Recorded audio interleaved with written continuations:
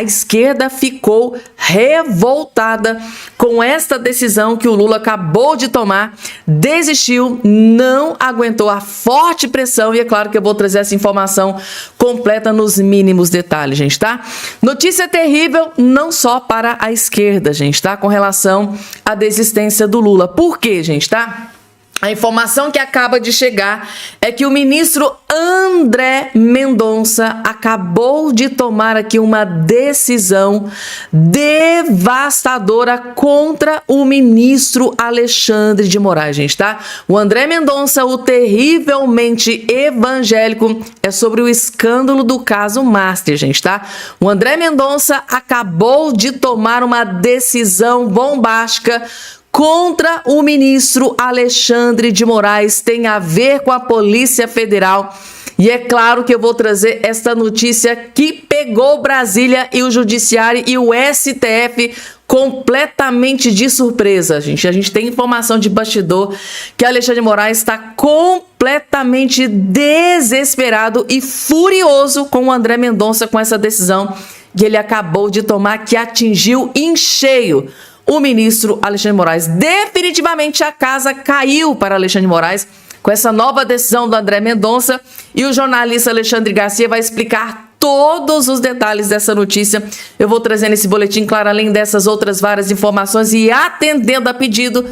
Vamos de informação sem enrolação, já dando início aqui com as informações. Claro, vocês sabem que vai ter várias informações para trazer, além dessas outras várias nesse boletim.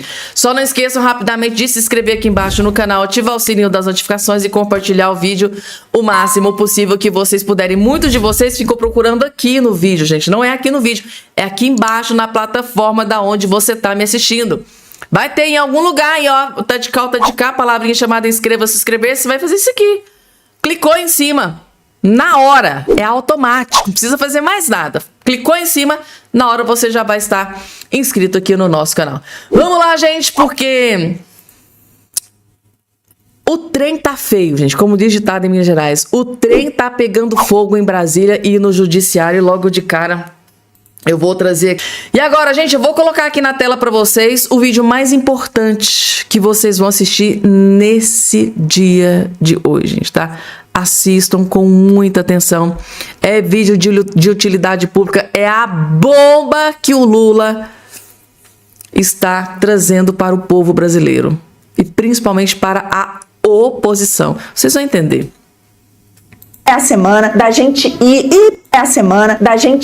e perturbar para que esse homem não fique aí pelos próximos 30 anos. Vamos ver se os senadores vão trabalhar, pelo menos para, no mínimo, tem que expor esse sujeito. Porque se a gente fizer as perguntas corretas e esperar a resposta, é muito claro que a sociedade brasileira não quer Messias como ministro do STF. Eles podiam começar perguntando por que ele foi favorável, sim, ao aborto de crianças, quando o Alexandre de Moraes fez ali com uma canetada, ele soltou um parecer favorável. Não é ele que se diz terrivelmente evangélico também? O pessoal tá apoiando porque ele é evangélico? E aí, como é que fica essa questão? Eles têm que perguntar ali, vamos ver o que ele vai responder. Ele já saiu dessa dizendo que não leu.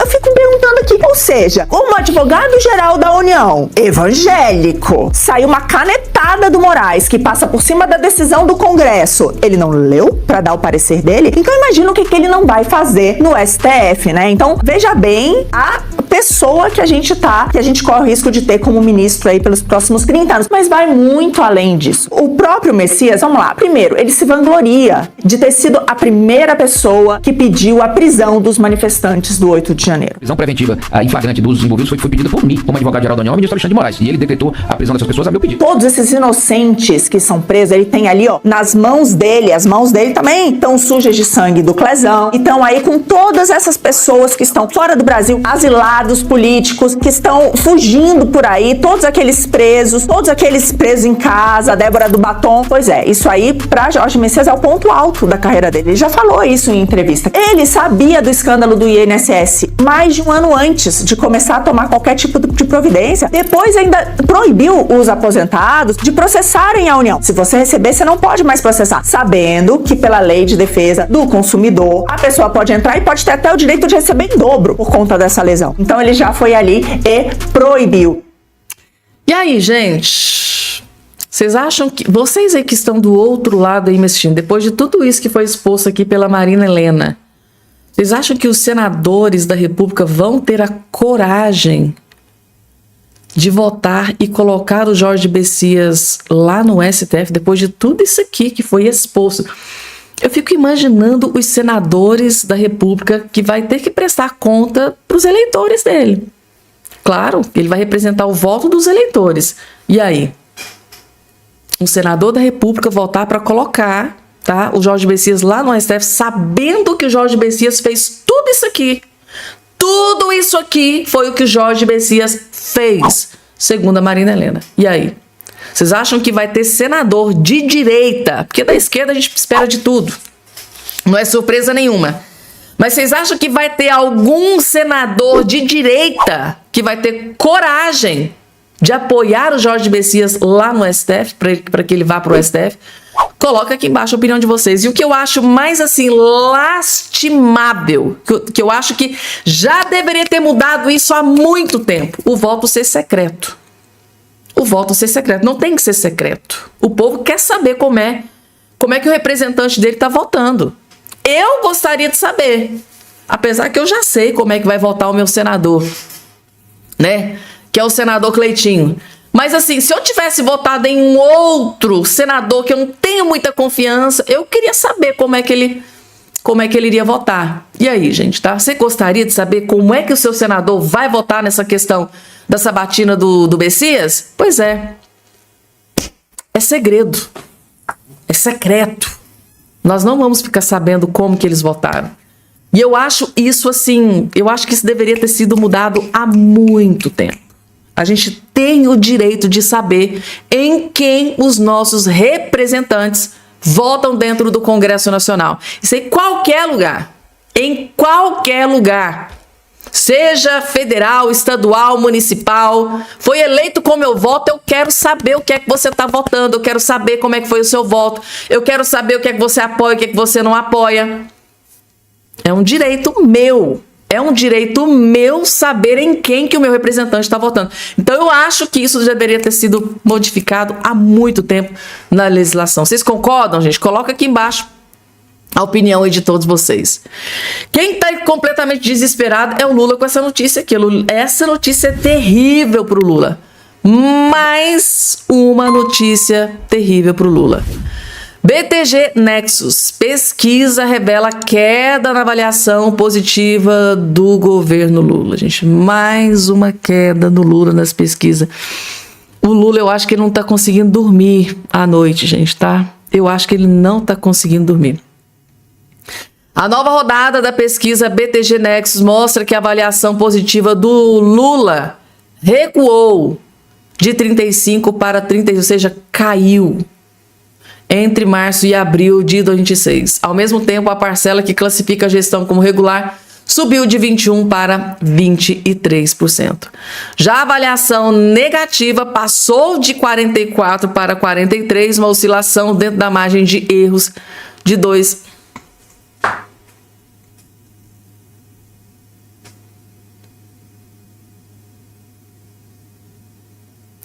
Tá aqui mais uma pesquisa que acabou de ser divulgada. BTG Nexus, pesquisa revela queda de Lula na avaliação positiva do governo Lula. Mais uma pesquisa saiu e o resultado é uma tragédia para o Lula. Levantamento indica recuo de 35% para 33% nos índices de ótimo e bom para o desgoverno Lula, gente, tá? Ou seja, sai mais uma pesquisa e o Lula cai mais uma vez. O Lula, meu Deus do céu, gente. Às vezes eu fico pensando, né? Uma vergonha muito grande. Vergonha, gente. O Lula vai passar uma vergonha muito grande. Calma que ele tomou uma decisão que eu vou trazer aqui daqui a pouco para vocês, que aí vocês vão entender. Porque agora é hora da Malu Gaspar, que partiu para cima mais uma vez. Ela dobrou a aposta. Mesmo sendo ameaçada de prisão, ela partiu para cima dos ministros do STF e expôs uma bomba. Malu Gaspar expondo a hipocrisia de Flávio Dino ao defender penas mais altas para corrupção de juízes. O Flávio Dino quer penas, né, mais altas para a corrupção de juízes. Como é que ficam os magistrados da Suprema Corte que estão atolados nesses escândalos aí do Banco Master e Worcaro? Será que eles estão gostando? Vamos ver, gente, tá? Malu Gaspar não aguentou, gente. Desceu a lenha dos ministros. E o motivo? Aí que vocês vão ficar chocados. Pergunta central que permanece sem resposta nesse artigo do ministro Flávio Dino. Essas punições devem servir para os ministros do Supremo Tribunal Federal ou não? Porque todas essas reformas aqui, elas podem ser adotadas para juízes sujeitos ao SNJ, ao CNJ. Até agora, a gente viu até uma proposta do Dino, uma decisão, uma liminar, há um tempo atrás, a respeito de penduricalhos e tudo mais, em que ele dizia: todas essas regras servem para STJ para baixo, para nós não. E o que continua acontecendo aqui, a menos que o ministro Dino tenha mudado sua interpretação, não tenha querido escrever isso no artigo, é que todas essas punições podem servir para todo mundo abaixo do STF. E o STF continua ileso, inatacado. Então, eu vou até melhorar aqui a resposta, né, a fala da Malu Gaspar. O STF continua intocável. Vocês lembraram do quê, gente? Gente, punição para todos de baixo. O STF continua intocável. É mais ou menos isso. Calma que tem mais. O que eu interpreto? É uma iniciativa destinada a dizer, olha, vamos combater os críticos do STF, mas atacando o problema que está sendo colocado? Não. É com diversionismo. Vou propor uma série de coisas que não vão me afetar, não vão atacar a crise em si. É como o Valdo está falando. Continua sem resposta a questão do Master e dos ministros. Então o ministro Dino está fazendo propostas que, obviamente, quem vai discordar dessas propostas? Punições mais graves, diminuir a quantidade de instâncias para que você julgue pessoas acusadas de corrupção. Ele mesmo diz, olha, não é um punitivismo ilusionista, são propostas concretas. São, mas continua a pergunta, o que fazer com ministros do Supremo? Porque enquanto você tem uma justiça em que existe uma casta que não pode ser investigada, essa justiça não é real. Então, enquanto se continuar os ministros do Supremo querendo atacar essa questão, fazendo uma política de iniciativas de impacto sem atacar o problema real, para mim não adianta nada. E o problema real vem da onde? Tá vindo de cima, gente, tá? Tá aí os escândalos que estão explodindo à torta e à direita. Escândalos atrás de escândalos, envolvendo Alexandre de Moraes, Dias Toffoli, Gilmar Mendes, Cássio Nunes Marques, que foi uma decepção. Decepção, Cássio Nunes Marques envolvido aí, utilizando o jatinho de empresa de Worcaro para viajar, outra decepção. Mas essa medida do Flávio Dino, como se diz, eu quero punição para os juízes, tá? Negócio de corrupção, penduricalhos, quero que sejam punidos. Mas do STF para baixo. Por quê? Os ministros da Suprema Corte são... Isso só prova, essa decisão do Flávio Dino só dá munição para o Romeu Zema vir dizer, olha, eles são intocáveis, eles se acham intocáveis.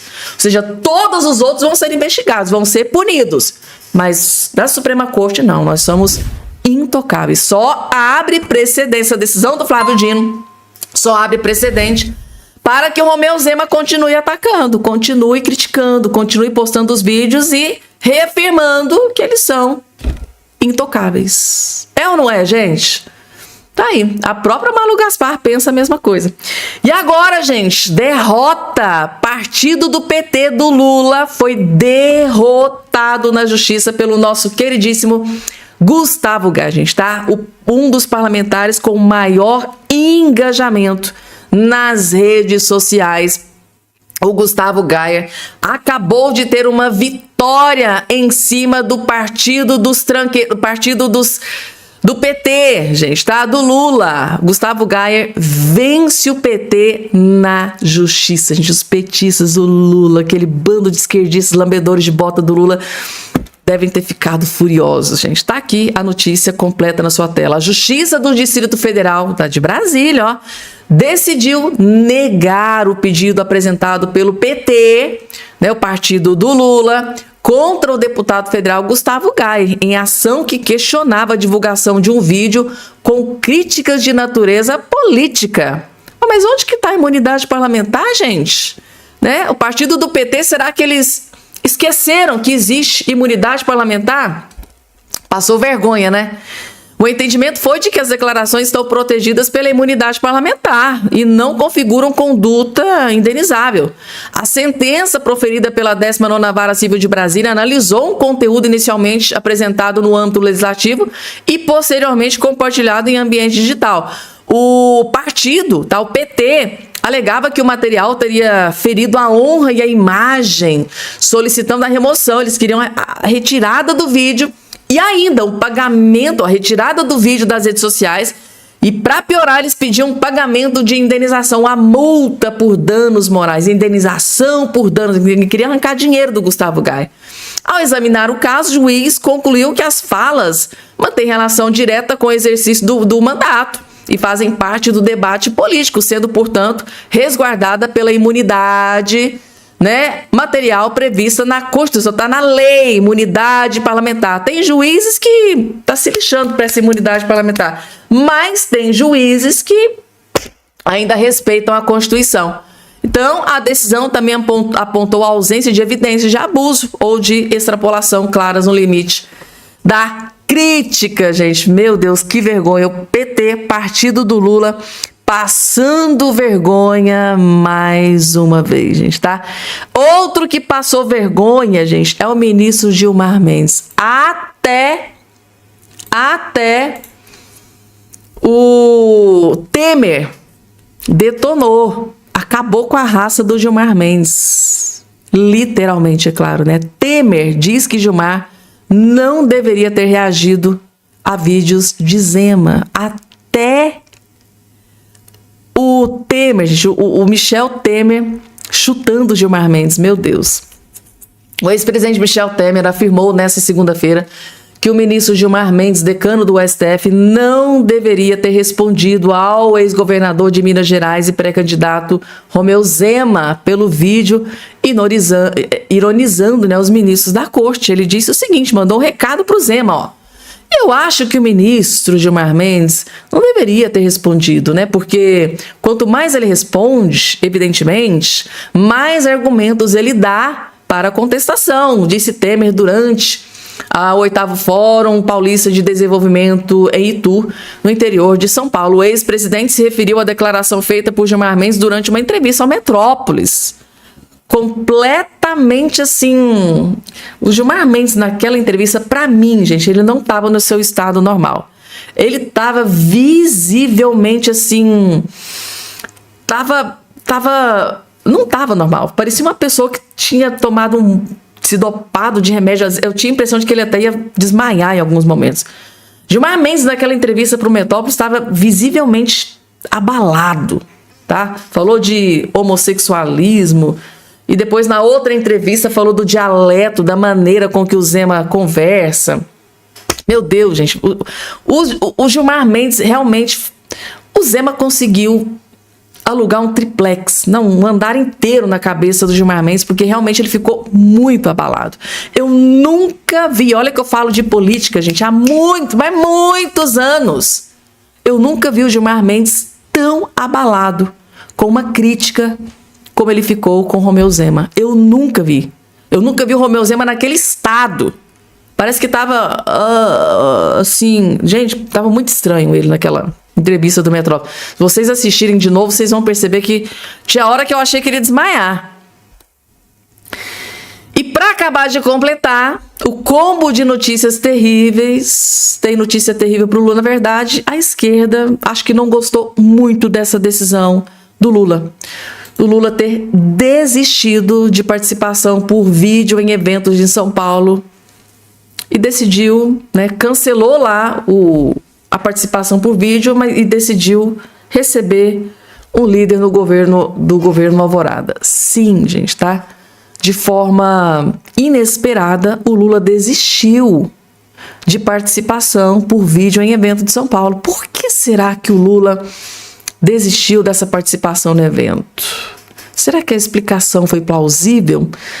Gente, tem gente da esquerda que não tá gostando aí dessas últimas decisões aí do Lula. Por quê? Recentemente está surgindo burburinho nos bastidores, inclusive a Vera Magalhães, agora recentemente, disse ter ouvido ali, né, de fontes de dentro do Palácio do Planalto, que sim, tem ali uma conversinha nos bastidores de que o Lula pode desistir da eleição de 2026.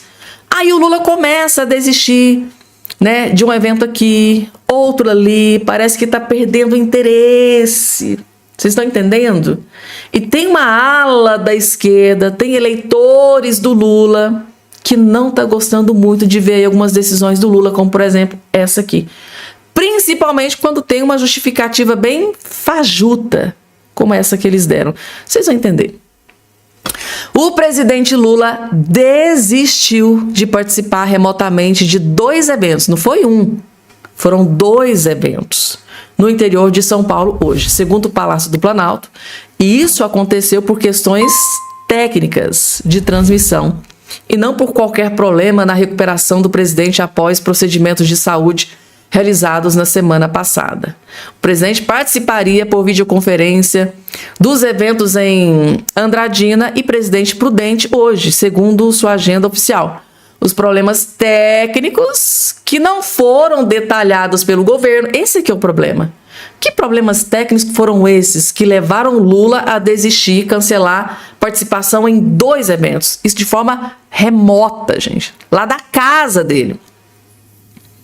Então, eles não detalharam qual foi o problema, tá? Que impediu essa participação. Lula foi submetido, né, na última sexta-feira a um procedimento, até aí vocês já sabem. Mas o que a esquerda não está engolindo cadê a justificativa? Detalha por qual motivo houve essa falha que vocês não conseguiram transmitir. Então, assim, gente, tá muito assim... cancela e não precisa dar justificativa para os eleitores do Lula, não. Esse povo que se lasque. Tá mais ou menos assim. Eles não têm nem a preocupação de justificar para a esquerda o motivo dele ter cancelado aí esses 2 eventos, a participação nesses 2 eventos. Ou seja, a gente corrobora com aquela informação de alguns jornalistas, né, da imprensa. Inclusive ontem eu coloquei a Vera Magalhães, ontem ou anteontem, se eu não me engano. Vocês podem assistir os vídeos anteriores que eu postei aqui, que tem a Vera Magalhães, descobriu que tem ali gente perto do Lula que está revelando que sim, existe a conversinha aqui e acolá de que o Lula pode desistir sim da eleição. Aí vem uma notícia dessa aqui, gente, tá? A esquerda fica devastada, né? Porque só alimenta essa questão de que ele pode desistir da eleição. Deu para vocês entenderem o motivo do desespero da esquerda? Se o Lula desistir, como é que fica? Não tem sucessor? Não tem. Haddad? Olha, o Tachad, vocês acham que o Tachad pode ganhar algum tipo de voto desse Brasil que ele quebrou? Só socou imposto. Vocês imaginam o Lula como ministro da Economia, o Tachad como ministro da Fazenda. Socou um monte de imposto no lombo do povo brasileiro. Vocês imaginam o Tachad na presidência da República? O que ele não vai fazer com a gente? Meu Deus. Aqui, gente, essa pancada que o André Mendonça acabou de dar no ministro Alexandre de Moraes. Sim, gente, tá? A casa caiu para o ministro Alexandre de Moraes. Polícia Federal investiga a Polícia Federal sobre a tutela do ministro André Mendonça, gente, tá? Polícia Federal sobre a tutela do ministro André Mendonça investiga se Alexandre de Moraes recebeu imóveis de luxo de Daniel Vorcaro. E a informação que acaba de chegar é que a Polícia Federal avançou nesta investigação contra Alexandre de Moraes. Novas atualizações sobre a investigação da PF para cima de Alexandre de Moraes. Assistam, gente, porque esse vídeo aqui é um dos vídeos mais importantes que você vai assistir no dia de hoje. Alexandre de Moraes deve estar furioso com essa decisão do André Mendonça. Vocês vão entender, vejam só. Vorcaro, Daniel Monteiro, advogado, os 2 estão presos, estão preparando uma delação premiada e certamente vão contar essa história de dar de presente imóveis de luxo, né? No caso de Moraes, é uma conversa muito estranha, né, que foi divulgada entre Vorcaro e sua namorada, Marta Krief, que ele diz, olha, o ministro está aqui no apartamento em Campos, né? Depois a gente vê que foi em Campos de Jordão. E ela pergunta, e aí, ele gostou do apartamento? Como assim? Está dando o apartamento para o ministro Moraes? Como assim? Não faz sentido.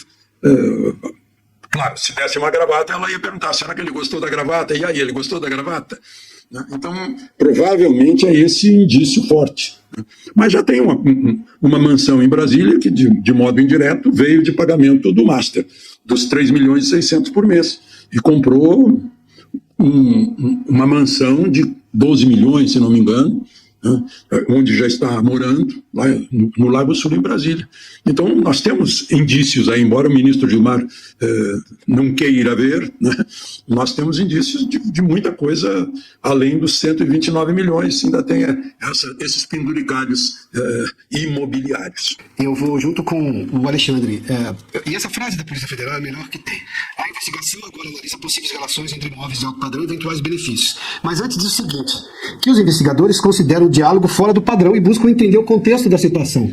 Quer dizer, ele gostou? Gostou do quê? Mas se gostou de uma gravata, então gostou do imóvel. Agora nós estamos falando de valores completamente diferentes. Uma gravata já seria um problema, levando-se em conta esse contexto. Agora, se o contexto foi justamente o de um imóvel de alto padrão, com valor milionário, bom, aí é bem mais grave. Óbvio que é mais grave, mas o primeiro já não deixa de ser grave.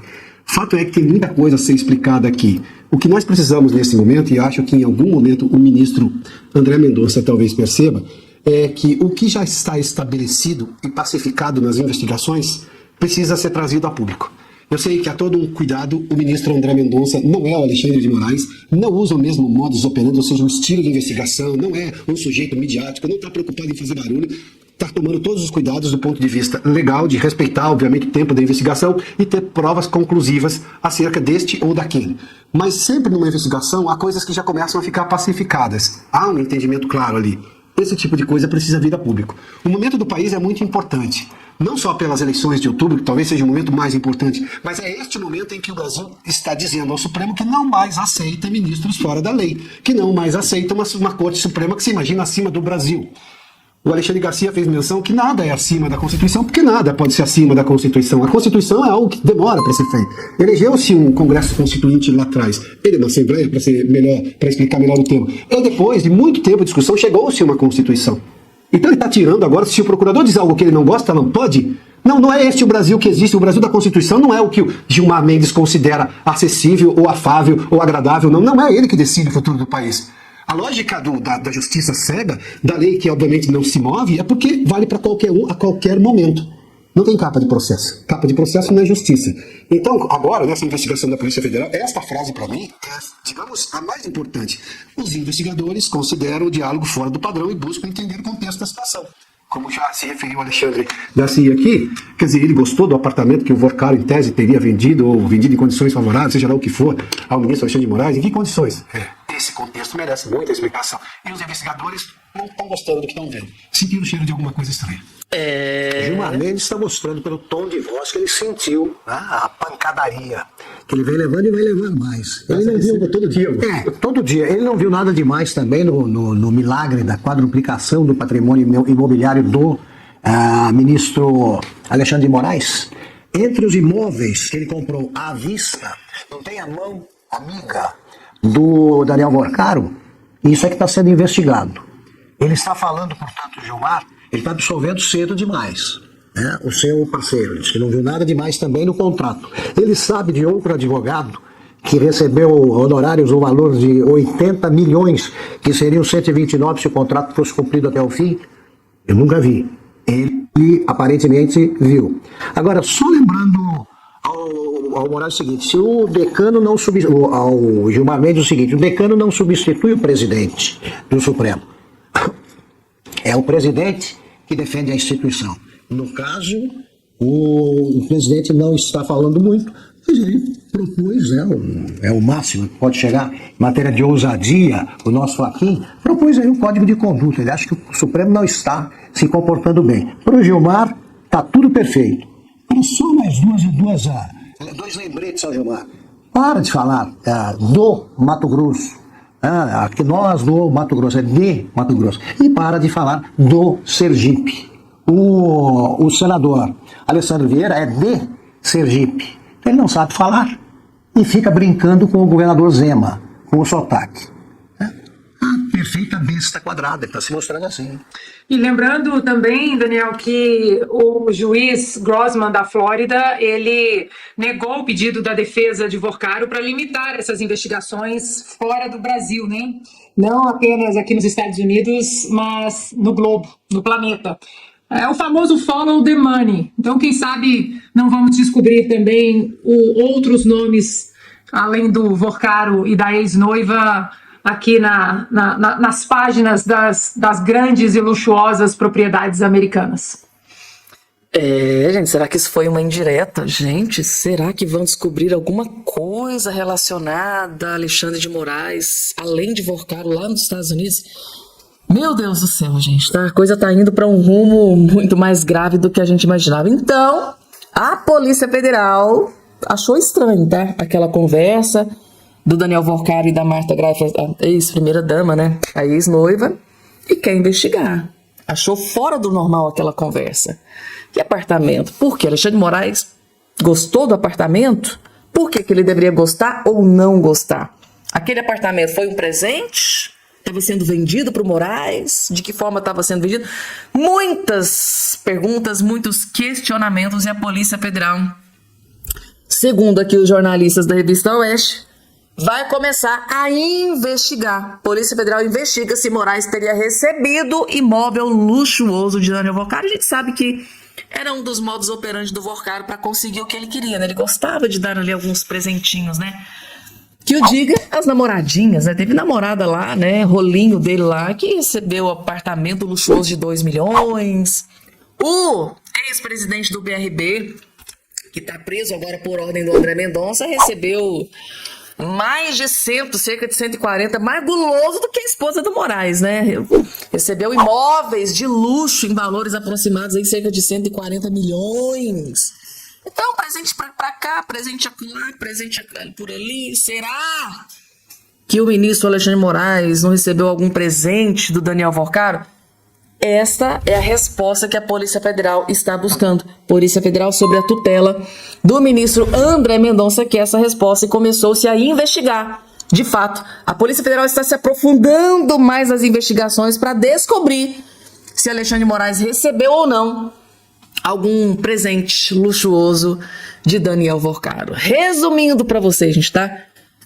André Mendonça basicamente colocou a Polícia Federal na mira, né, na cola do ministro Alexandre de Moraes, e a casa tá caindo. Meu Deus do céu. Eu acho que o ministro Alexandre de Moraes não deve ter gostado muito aí dessa notícia, não.